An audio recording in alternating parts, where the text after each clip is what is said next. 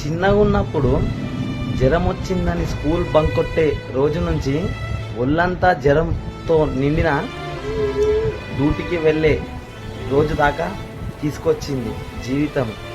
బాల్యం మనకి సంతోషాల్ని, ఆనందాల్ని, ఎన్నో మర్చిపోలేని అనుభవాల్ని ఇస్తే, యవ్వనం బరువు బాధ్యతలనిచ్చింది.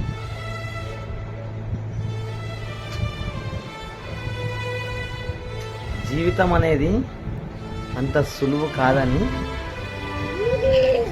మళ్ళీ మళ్ళీ మనకి గుర్తు చేస్తుంది.